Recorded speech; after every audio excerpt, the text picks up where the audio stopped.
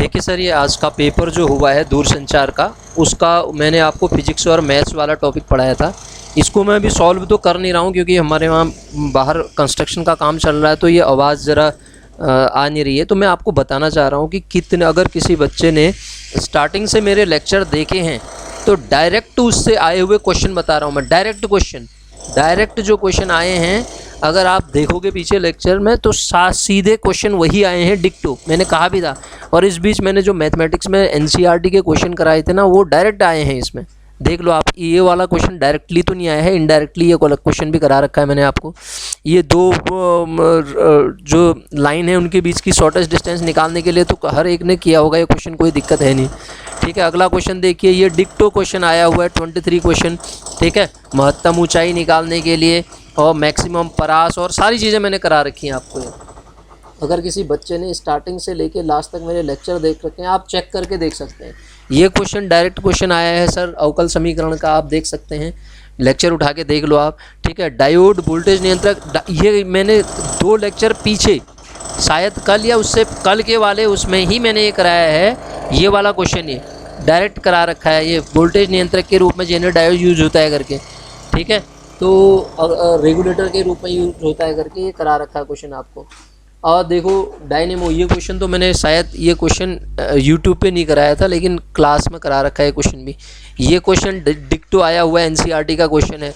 ये क्वेश्चन मैंने आपको करा रखा है सर, प्रसार में पदों की संख्या निकालना, डिक्टो। आप पीछे लेक्चर उठा के देख सकते हैं, एज इट इज़ क्वेश्चन आए हैं। मैथ्स और फिजिक्स का तो बहुत ही आसान पेपर आया है सर ये।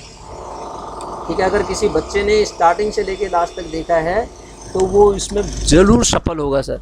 ये कार्नोट इंजन का मैंने कहा भी था ये क्वेश्चन आएगा करके, कार्नोट इंजन का क्वेश्चन डिक्टो आया हुआ है। ठीक है, पैरेलल लाइन है, शायद ये क्वेश्चन यहाँ पे यूट्यूब पे नहीं कराया था मैंने, लेकिन ये क्लास में करा रखा है। जब वो जिसने लेक्चर लिया था ना, अगर उन्होंने ढंग से पढ़ा है तो सब करा रखा है मैंने। इसी तरीके से आगे मैं अब लैब असिस्टेंट का मैथ्स और फिजिक्स चलाने वाला हूँ। कोई बच्चा अगर सिंसियर है ना, आप उन वीडियोज़ को देखिए, आपको पूरा मिल जाएगा उनमें से। ये तो पेपर पूरे यूट्यूब में जो मैंने पढ़ा रखा उसी में से आया है।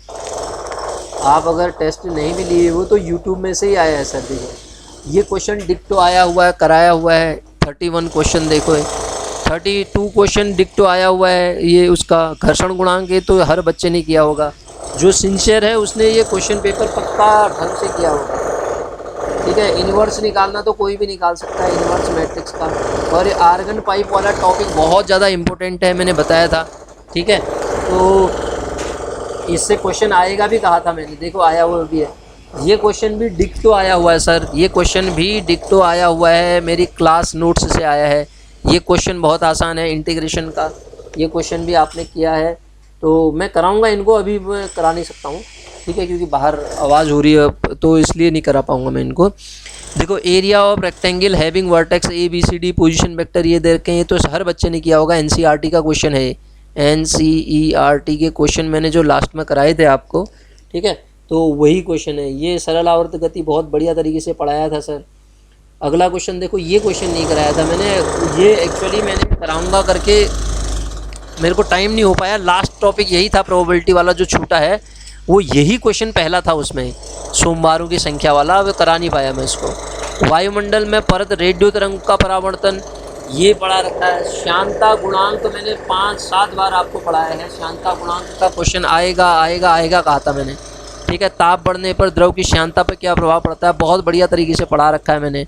ठीक है, सरल लोलक पर द्रव्यमान को 2 गुना कर दिया जाए तो आवर्तकाल पे आपको पढ़ा था T = 2π√L/G। ठीक है, कोई फ़र्क नहीं पड़ता है, द्रव्यमान का तो कोई फ़र्क ही नहीं पड़ता है। ये क्वेश्चन डायरेक्ट मेरी क्लास नोट्स का है सर। ठीक है, अगला क्वेश्चन देखो, ये क्वेश्चन भी डायरेक्ट सेट रिलेशन फंक्शन वाला टॉपिक किसी ने पढ़ा है तो वहाँ से डायरेक्ट क्वेश्चन पूछा गया है। ठीक है, इक्विवेलेंस रिलेशनों की संख्या। ठीक है, डी ब्रॉगली इक्वेशन देखो, डी ब्रॉगली इक्वेशन का तो मैंने पूरा बढ़िया तरीके से कराया था सर।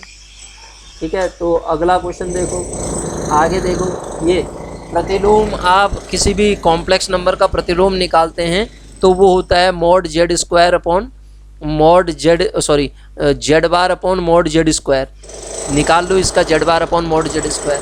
ठीक है, ये करा रखा क्वेश्चन। ये लास्ट में ध्वनि तरंगों का ये टॉपिक पढ़ा रखा है मैंने आपको, ये तो कोई भी कर लेगा, कोई बच्चा भी कर लेगा इस क्वेश्चन को। तो ये इसमें ये जो क्वेश्चन है ना n अवयवों में तो घात समुच्चय, एक्चुअली ये जो क्वेश्चन है ना number of element in power set कह रहा है, तो पावर सेट में उतने ही एलिमेंट होते हैं जितने सबसेट में होते हैं। ये क्वेश्चन इंटीग्रेशन का डायरेक्ट मेरी क्लास नोट्स का क्वेश्चन है, ठीक है। अगर आपने पढ़े हैं ना वो ढंग से, यूट्यूब के लेक्चर भी अगर आपने देखे होते ना तो सारे क्वेश्चन वहीं से आए हैं यार। ये क्वेश्चन क्लास नोट्स का है सर, ठीक है। ये क्वेश्चन क्लास नोट्स का डिक्टो क्वेश्चन आया हुआ है यार। महत्तम मान, यही क्वेश्चन मैंने मैक्सिमा मिनिमा के कुछ ही क्वेश्चन कराए थे, उनमें एक क्वेश्चन ये भी था सर, उनमें एक क्वेश्चन ये भी था 1/x की पावर x वाला।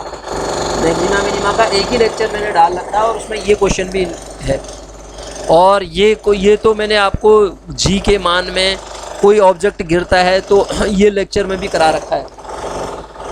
ये अवकल समीकरण का, ये अवकलन का क्वेश्चन है, ये वाला क्वेश्चन नहीं कराया था, लेकिन इसको तो आप 11th का क्वेश्चन है, कोई भी कर लेगा।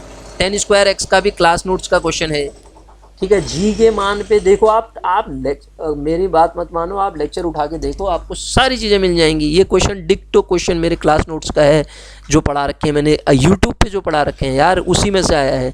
ये क्वेश्चन भी करा दिया मैंने जो लेक्चर में से आया है, ठीक है। उसके बाद कॉन्वेक्स लेंस वाला शायद ये वाला क्वेश्चन नहीं कराया था मैंने, लेकिन ये कोई बच्चा अगर ज़रा सिंसियर है तो उसने किया होगा पक्का, इसमें कुछ कोई दम नहीं है क्वेश्चन में, ठीक है। और ये आपके पास अगला क्वेश्चन देखो, ये क्वेश्चन भी क्लास में करा रखा है सर, एनसीईआरटी से रिलेटेड क्वेश्चन है, कोई भी बच्चा कर लेगा। ये वेन डायग्राम से बना सकते हो आप इसको। ये क्वेश्चन तो कर लोगे आप, कैसे कर लोगे, A+A ट्रांसपोज निकालो, कैसा आएगा सिमेट्रिक स्क्यू सिमेट्रिक आपको पता चल जाएगा, क्योंकि ये देखो ये सिमेट्रिक तो है नहीं, A तो नहीं है, A ट्रांसपोज अगर आप करोगे तो हो सकता है आपको, ये किसी बच्चे ने किया है, ये जिसने पेपर भेजा था ये उसने किया है इसमें, तो A+A ट्रांसपोज ये कैसे कर रखा पता नहीं है, इसको जोड़ के पता चलता ना A ट्रांसपोज के इक्वल आ रहा है नहीं आ रहा। ये क्वेश्चन मैंने नहीं कराया था, ठीक है। बीटा से वाला जस्ट उसके आगे वाला क्वेश्चन देखो, ये वाला क्वेश्चन भी क्लास में करा रखा है सर, मैंने यूट्यूब पे ही पढ़ा रखा है। प्रक्षेप की महत्तम बिंदु पर वेग भी पढ़ा रखा है, और नीचे डिसजॉइंट सेट है तो उनके लिए A यूनियन B उन दोनों के सम के बराबर हो जाता है, ठीक है, उन दोनों के सम के बराबर हो जाता है। ये क्वेश्चन आप कर सकते थे, ठीक है। पेपर जो है टफ नहीं आया है सर, इसको मैं टफ की श्रेणी में नहीं मानूंगा, ये तो बिल्कुल ईजी पेपर है, बहुत ईजी पेपर है। Which of the following statement correct, इसमें से कौन करेक्ट है, ये बहुत आसान क्वेश्चन है। और वर्ग आव्यूह होने के लिए दोनों की वैल्यू बराबर होनी चाहिए, आपको पता ही होगा, ठीक है। अगला क्या है, बारंबारता बंटन के लिए ये किससे निकालते हैं, ये क्वेश्चन मैंने नहीं कराया था सर, ये वाला मैंने कराया नहीं था एक्चुअली, ये वाला नहीं कराया था। ये क्वेश्चन तो यूट्यूब पे आप लेक्चर उठा के देखो, ये टेस्ट पेपर जो मैथ्स के डाल रखे हैं डिक्टो क्वेश्चन आया है यार, ठीक है। ये क्वेश्चन देखो, वेक्टर का जहाँ पे भी डाला होगा मैंने, शायद 2-3 दिन पहले ही डाल रखा है। डॉपलर इफेक्ट का क्वेश्चन डाला नहीं था, लेकिन आप कर सकते थे इसको, ठीक है।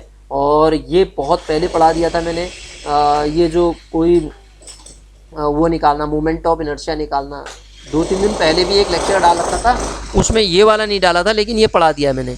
और ये प्रिज्म वाला क्वेश्चन भी पढ़ा रखा है। लॉजिक गेट नहीं पढ़ाया था शायद मैंने, तो ये लॉजिक गेट तो आपने पढ़ा ही होगा, इसमें कोई दम नहीं है। ये क्वेश्चन सीधे क्लास नोट्स का है, कंटिन्यूटी वाला टॉपिक उठा के देखो, डिक्टो यही क्वेश्चन है, ठीक है। Maximum value, the value of this will be, इसकी वैल्यू कितनी होगी, इसको तो आप आसानी से निकाल सकते थे। ये आपने पढ़ा होगा, नति कोण क्या होता है करके, ठीक है, अधिकतम मान कितना होता है उसका करके। अच्छा जी, देखो इलिप्स का क्वेश्चन डायरेक्ट आपका किससे आया है, क्लास नोट से आया है, ठीक है। एसआई यूनिट मैग्नेटिक फ्लक्स की क्लास नोट से आया है। और इलेक्ट्रॉन की अधिकता तो चालक पर आवेश की मात्रा, डायरेक्ट क्वेश्चन करा रखा है सर, क्लास नोट से आया है। मतलब जो मैंने यूट्यूब पे पढ़ाए थे ना सर, उसी से आया है। ये क्वेश्चन यूट्यूब पे पढ़ाया था मैंने जो, उससे आया है। ये क्वेश्चन उससे आया है, ये क्या कहते हैं, एस्केप वेलोसिटी और उसमें रिलेशनशिप, ठीक है। ये पर 2-3 दिन पहले ही डाल रखा है मैंने यार ये, ठीक है। Frequency range, audio frequency range की एक पेपर आया था पिछली बार का, मैंने वो पेपर कराया था, उसमें भी यही क्वेश्चन आया था। मैंने कहा था उस पेपर को आप पढ़ के जाना, आप ढंग से करके, उस पेपर से क्वेश्चन आ गया है। देखो ये सारे क्वेश्चन ऐसे नहीं है कि कोई टफ है, क्लास से ही आए हैं। प्रत्यास्थता गुणांक की बीमा कितनी बार कह चुका था मैं आपसे, ये एग्जाम में आएगा करके, ठीक है, आ गया देखो, ठीक है। आर वृत्त का क्षेत्रफल त्रिज्या के सापेक्ष परिवर्तन की दर निकालनी है, D/dr, ये क्वेश्चन आसान है। अगला देखो केश नली में जल चढ़ता है, द्रव चढ़ता है तो एंगल के बारे में ये पूरा मैंने यूट्यूब पे ही बढ़िया तरीके से समझा रखा है यार। ये फ्लूट का टॉपिक मैंने कहा था, ये फ्लूट टॉपिक बहुत इंपॉर्टेंट है। 3-4 क्वेश्चन आए हैं इसमें से, देखो ये न, अगर किसी ने पढ़ा तो नंबर ऑफ रिलेशन की बात कर रहा है, ध्यान दो। नंबर ऑफ रिलेशन कितने हैं, आसान क्वेश्चन है। डिटरमिनेंट का क्वेश्चन, ये क्वेश्चन भी आपको क्लास नोट्स में ही मिल जाएगा, ठीक है। बोहर वाला तो कोई क्वेश्चन ही नहीं छोड़, अगर आपने कर रखे हैं तो सारे क्वेश्चन मैंने करा रखे हैं। ये तो सीधे फॉर्मूला है सर, ठीक है, 91 फार्मूला है। आगे देखो तो ये पोलर फॉर्म में कन्वर्ट करना है, बहुत आसान क्वेश्चन है। इलेक्ट्रॉन की अधिकतम गति ऊर्जा प्रकाश तीव्रता बढ़ने पे क्या होती है, ये क्वेश्चन भी करा रखा है। यंग डबल स्लिट का क्वेश्चन डायरेक्ट क्वेश्चन आया हुआ है, ये है ना, ये डायरेक्ट क्वेश्चन आया है। यंग डबल स्लिट एक्सपेरिमेंट वाला जो मैंने टेस्ट कराया था ना, उससे डायरेक्ट क्वेश्चन आया है। ये हीरे की चमक वाला नहीं कराया था मैंने, लेकिन ये पढ़ा होगा आपने, बहुत भारी चीज़ नहीं है, पढ़ा होगा ज़रूर आपने, ठीक है। अगला क्वेश्चन देखो, अरे हीरे की चमक सीधे नहीं होता है, टोटल इंटरनल रिफ्लेक्शन से होता है। हीरे में चमक का कारण ही टोटल इंटरनल रिफ्लेक्शन है, ये हर बच्चे को पता है। ये क्वेश्चन क्लास नोट्स का एनसीईआरटी का क्वेश्चन है। मैंने ये जब भी कॉम्प्लेक्स नंबर, शायद 2-3 क्लास पहले ही मैंने जब मैथ्स की क्लास डाल रखी है, मैंने कहा था आपको मॉड जेड स्क्वायर का मान और ये दोनों की दोनों वैल्यू बराबर होती है करके। डायरेक्ट क्वेश्चन है यार, ये एनसीईआरटी का क्वेश्चन है। ए क्रॉस बी ये कोई भी निकाल सकता है बच्चा, अगर जिसने ढंग से पढ़ रखा है, ठीक है। आगे देखो सर, केपलर का द्वितीय नियम किस पे रिलेटेड है सर, सारी चीज़ें करा रखी हैं यार मैंने। Principal value sine inverse 1/2 NCERT का क्वेश्चन है, एनसीईआरटी का क्वेश्चन है। The angle between this and this, इसको तो आप सीधे कर लेंगे, कुछ है भी नहीं इस क्वेश्चन में। देखो मैं इस क्वेश्चन पेपर को इजी लेवल पे डालता हूँ, बहुत टफ नहीं है, मॉडरेट भी नहीं है, इजी लेवल पे है मेरे अकॉर्डिंग। ये इसमें जो मैथ्स और फिजिक्स आई है, मैंने मैथ्स फिजिक्स ही पढ़ाई थी, तो उसका जो लेवल है वो इजी लेवल मानता हूँ मैं इसको, ठीक है। आपने अगर ढंग से मेरे लेक्चर देख रखे हैं ना, तो सारा पेपर उसमें से आया है। ये भी और डिजिट भी एक जैसी दिख रही मेरे को, तो ये डिजिट भी वही आई हुई है। एनसीईआरटी से बहुत ज़्यादा क्वेश्चन आए हैं सर।